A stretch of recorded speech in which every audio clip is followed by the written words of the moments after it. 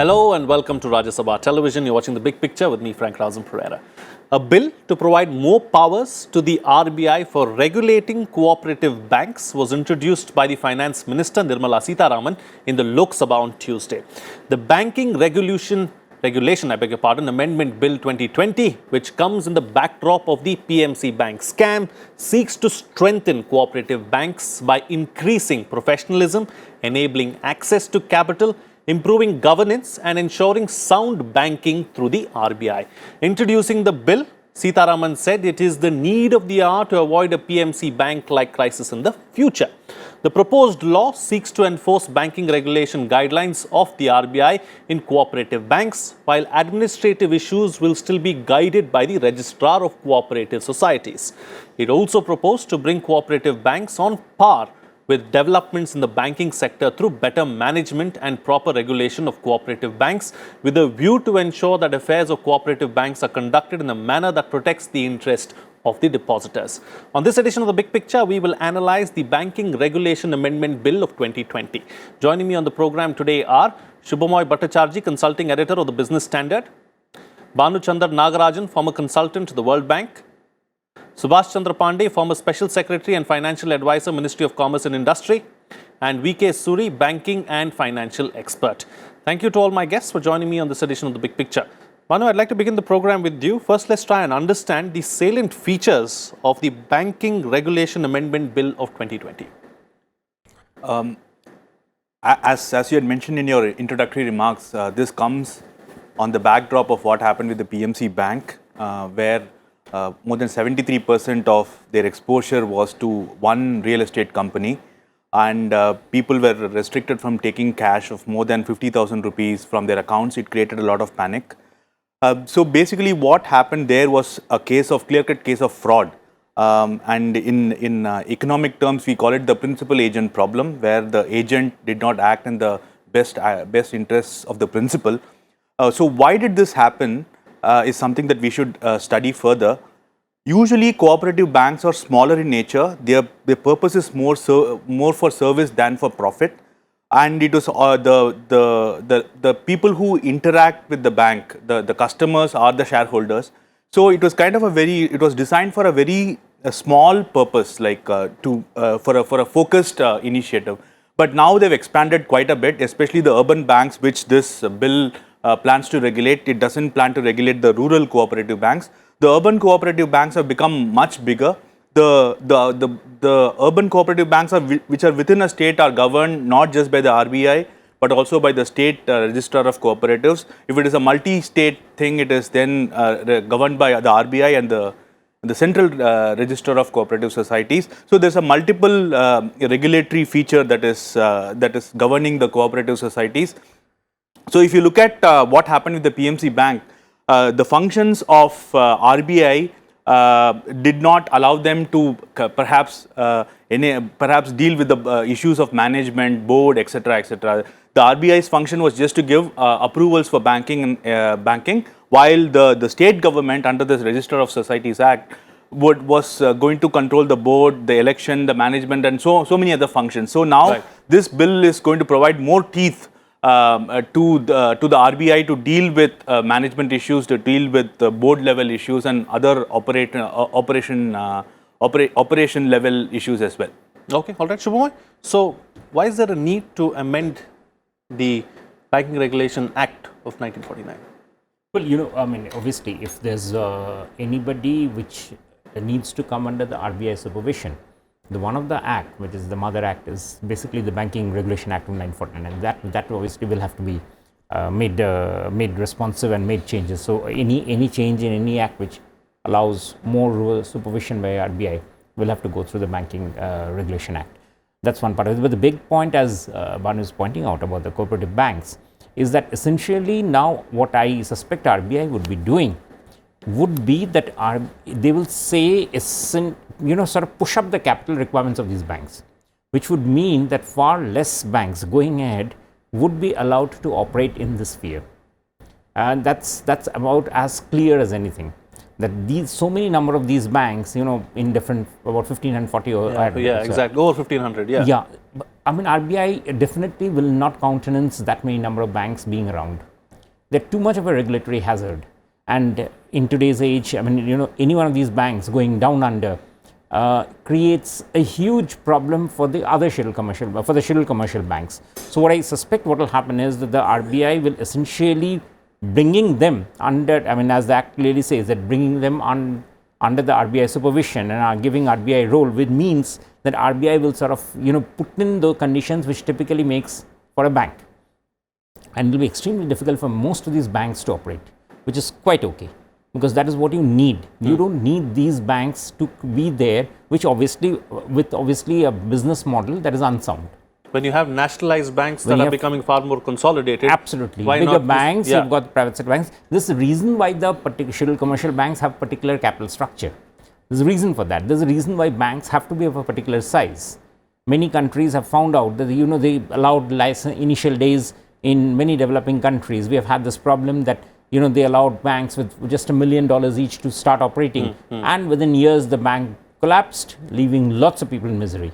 Cooperative banks, I mean, despite lots of good wishes for them, they frankly fall in the same category, many of them. So what essentially RBI is going to do, and that's fairly clear, is that they will make the field, they'll narrow down, they'll sort of winnow the field very fast. Okay. And make those banks much, I mean, force them into mergers, liquidate those which are not really, I mean, get it absorbed by other banks, just as, I mean, you know, the cleanup that was done for the regional and rural banks, and we just made those banks so much more healthy. It's the same thing that will happen here, and that essentially would mean that the investors, I mean, the depositors would know that when they are walking into the bank, there's a feel of safety. Right. That this is how the banking sector would be. And that's the primary duty of And a bank. that's the primary duty of the regulator, because if the regulator has to ensure that the now depositor gets into falls into a difficulty because of the risky practices practiced by the bank management. So essentially, so that I think is going to be the major thing. The other thing that I will expect also is that it will stop issuing any licenses for fresh cooperative banks. I mean, it definitely will. I mean, now the register of cooperative banks, even though it has the right to register, I think RBI will be, you know, sort of giving a very strong sort of sitting like a hawk and not allow any further banks to come up, which actually is a good cleanup of the economy, because many of these banks had very questionable practices, and ensuring that sort of, you know, that field is basically cleaned up, will be very useful for everybody. Okay, all right. So, Mr. Pandey, what kind of powers does the bill seek for the RBI? There are two sets of powers. One is an entirely new provision allowing capital in raising of capital, both equity and shades of equity instruments, and debt and variety of other, so debentures, bonds, secured, unsecured. So that capital infusion is very much required to deal with the crisis-ridden bank. As pointed out, this amendment has been prompted by the PMC bank crisis. If you go to the very idea of cooperative entity, it is a bank comprised of the members, where the members themselves are the primary clients also. So the typical separation of depositors and borrowers doesn't strictly speaking apply to this, and which often creates situations of conflict of interest in management situation. And if it is captured by promoters, unscrupulous promoters, then the funds are at risk. Just to give you the perspective of the size of the problem, there are over 1,500 urban cooperative banks and over 96,000 rural credit institutions, and together they command about 7 to 8% of the asset base of the banking sector, banking plus quasi-banking sector. So the urban cooperative banks themselves, which are going to come in a big way under this amendment, they have their asset base of more than, to give an absolute number, about 6 lakh crore rupees, 6 lakh crore. So this means that the RBI has power to supersede the board of directors, supplement the board of directors with board of management, bringing professional experts, And that process is already on. You see, this Multi-State Cooperative Act was brought in 2002. After that, Ketan Parekh scam, and many of those issues are still with us. In fact, 91 securities scam issues are still unresolved.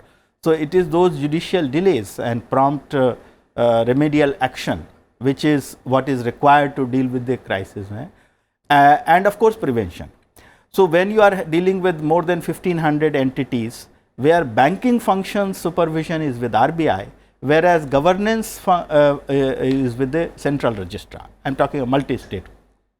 So in this new setup, what the government of India has said, as far as the multi-state cooperatives, RBI doesn't need central government permission. It is given the power ipso facto through this amendment. As far as the societies which are registered under state laws, there is a provision that the RBI will consult the state government. Right. Okay. So, Mr. Suri, I'm going to go back to a point that Shubhamoy was making. 1,500 odd cooperative banks. The RBI now is going to get more teeth to deal with this. But are we relying too much on the RBI really, or are we putting too much of impetus on the RBI to look after all of these aspects? Because the RBI at the end of the day has its own mandate to look after. Yes, the RBI is already overburdened, but now they have geared up their machinery. As this task has been given to them, extra surveillance, as rightly said, that it may not be possible that 1,500 banks, you go for the surveillance, you go for the audit, and that too meticulously.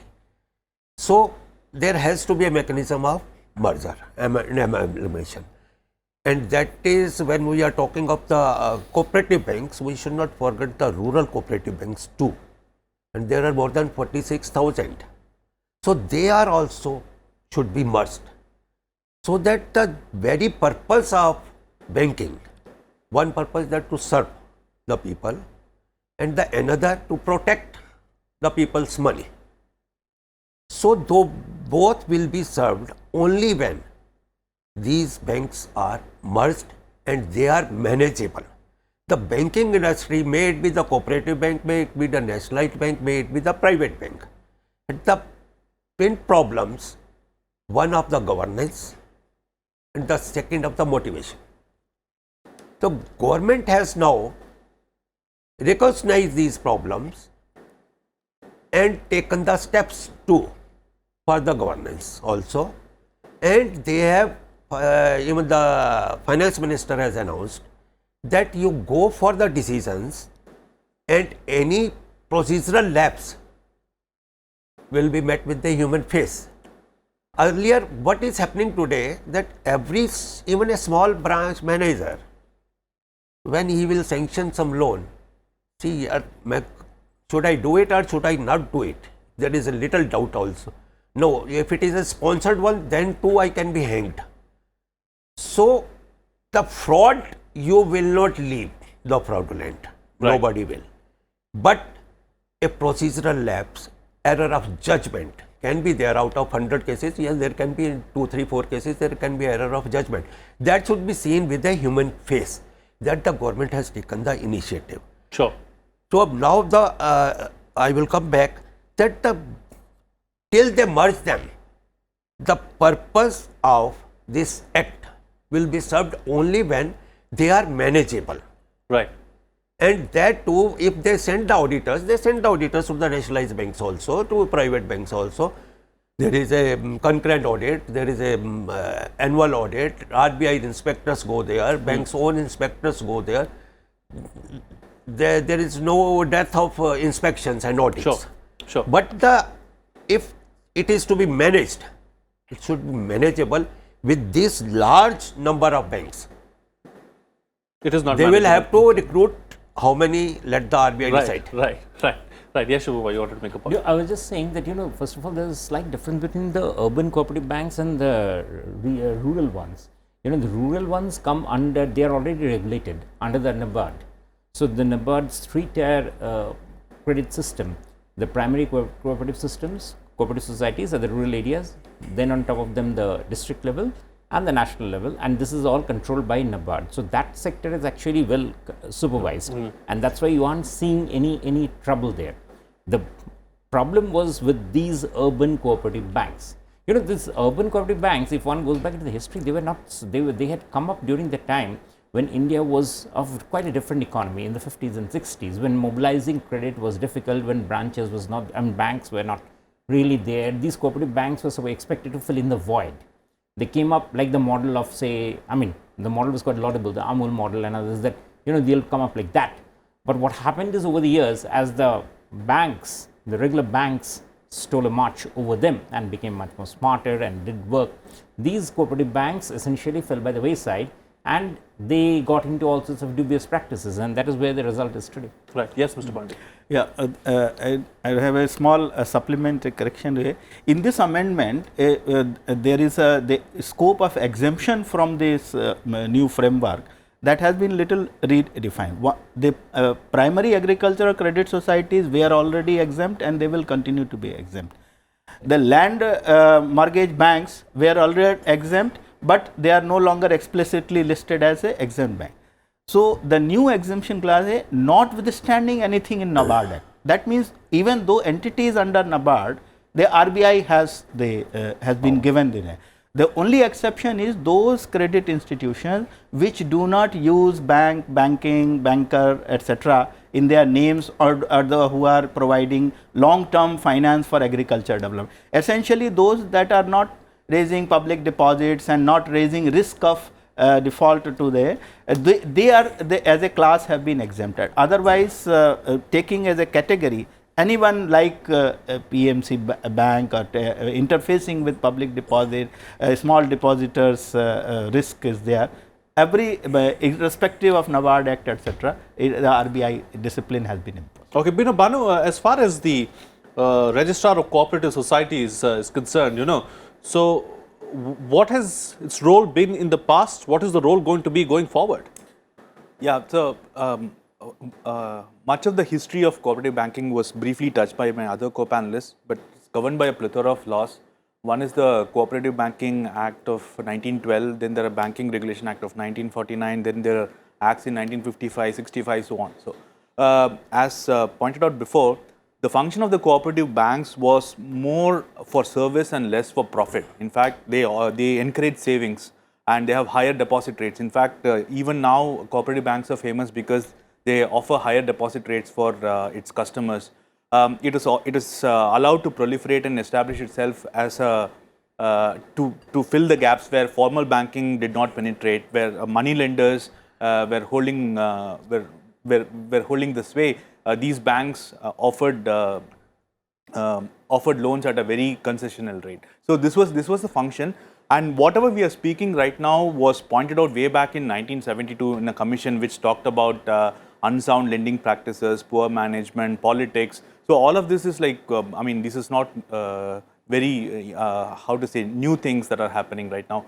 In fact, in 2004, a vision document was created by RBI in which it partnered with various states to kind of streamline the urban cooperative banks. It was urban cooperative banks were like disallowed or not encouraged to open more branches. And so what happened was smaller cooperatives were kind of consolidated, and in fact the reforms of the cooperative societies have been happening over the last 2 decades very well. In fact, the testimony to that fact is, out of the 50 large urban cooperative banks, only 4 do not have proper capital adequacy ratios as prescribed by the RBI. The rest are fine. And if you look at the NPAs, more than 95% of the cooperative banks are very well run with very less NPA. So all of this has the reforms have been happening, but what triggered this was the PMC issue, which is in fact a fraud. It is actually not, it is kind of an aberration, but it is good that reform is happening, keeping that in mind. As pointed out before, the RBI, I do not know whether it has the wherewithal to govern all the 1,500 urban cooperative banks very closely. Maybe it should like focus on the 50-60 that has a higher exposure or higher capital base. In fact, this has been noted by the few committees RBI has formed under Mr. Gandhi, under the Malegam committee, which in fact asked like the larger urban cooperative banks to become lending banks themselves. So all of this reform has been happening.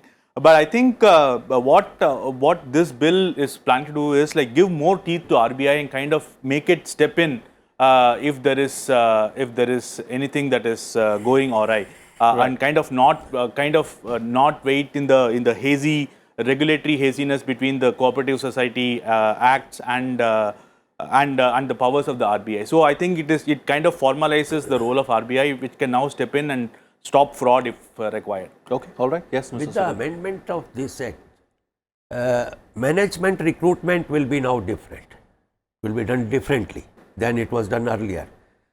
And moreover, the state interference, state members' interference will be less. So, this step is certainly a prudent step and will go far away with the further steps to manage what is now aimed at. That is the crux of the point is that they should be able to manage it. RBI is overburdened, again and again we say it. So, they have taken this responsibility and we are sure that they have geared up their machinery and they will do it. With the appointment of the management, the things will change. Now, it will not be under the control of the cooperative society or the interference of the state governments. Now, it will be out of that. That is the another plus point of this act. Sure. Okay. Yes, Mr. Pandey. The issue of regulatory capacity of RBI has been raised, and I may mention that in terms of UCBs, which are now more than 1500, till about 15 years ago, in 2005-6, there were about 2000. So, gradually there has been consolidation in the UCBs, and that process will continue. But the regulatory capacity does not merely depend in terms of the number of entities to be regulated, but more by the geographical spread, physical footprint of the sector. And there RBI has to, and is already on the path to doing it, is introducing technological innovations in the regulation and supervisory technology with a combination of on-site inspections, off-site reporting, risk-based intervention. So, that can happen only when there is a commonality of technology across the banking platform. And one of the reasons why we find that this sector is not amenable to supervision at par with the scheduled commercial bank, because the technology deployed is different. Right. So, once the normalization of technology is there, the supervisory load, the regulatory capacity will also improve. Okay, all right. Time now to get closing comments from all my guests. We've spoken about the amendments. Let's talk about what more needs to be done if we need to see a robust banking system, and if we have to see better cooperative banks as well. Starting first with you, Shubhavan. Well, I suspect what will happen is RBI will be definitely bringing in a series of regulations for these banks to say that they have to follow these rules and essentially sort of crimp their ability to lend, because now any lending that happens, and if there's a problem, the hit will immediately be on RBI. So I suspect RBI will be coming in with series of regulations very soon to tell them that you need to do this, and that I think will be the first things that going forward, which are not amendments but which will be very necessary, and I suspect they'll be rolled out sooner rather than later. Okay, all right. Banu? I guess, as pointed out before, there's going to be more focus on the board and the management. Second is there are going to be stricter monitoring and making sure that capital adequacy is there. And perhaps like some other thrust will be given indirectly is the use of technology. I think these three are what I think going forward. What more needs to be done, do you think, Mr. Pandey, really, as far as cleaning up the entire banking sector is concerned, not just cooperative banks, but on the whole, because there have been several measures that have been undertaken over the last 5 years. How do we make it more robust? Because the promoter's capability, I'm talking banking system in general, including the parabanking apparatus, promoter's capability to inject capital is strained, limited, and there is an enabling provision for capital injection. One immediate implementation challenge will be how to prepare the prospectuses that will whet up investor sentiment, given the transparency and governance issues, reliability of the annual accounts being put to question. So that will be the challenge, because that the shortfalls, capital shortfalls have to be made good to make a move forward. That is the challenge. Yes, and Mr. Suri, close the show for us with your concluding remarks. it is again, I will say, the surveillance and the governance. That is the most important, and government has already taken right steps in this direction. And second is the motivation of the banking staff. That too they have tried to take care of that. And with these two things, rest of the things are systematic things. They will be taken care of sooner or later, and they will solve every problem. Banking industry basically is very strong foundation. It is I would like to remember that when there was a global meltdown, it was this banking industry of the India which was touched very lightly, and they could save the economy of the India. Right. Okay. All right. On that note, then we'll call it a wrap on this edition of The Big Picture. Thank you to all my guests for joining me on the program, putting things into perspective for us. What's coming out of this discussion is that we are likely to see a series of regulations going forward, really, from the RBI side as far as dealing with urban cooperative banks are concerned. And in all likelihood, we are going to see a consolidation of these cooperative banks, is also what the panelists are suggesting. And this is another step towards cleaning up the entire banking system and thus cleaning up the economy as well. With that, it's a wrap. See you again next time.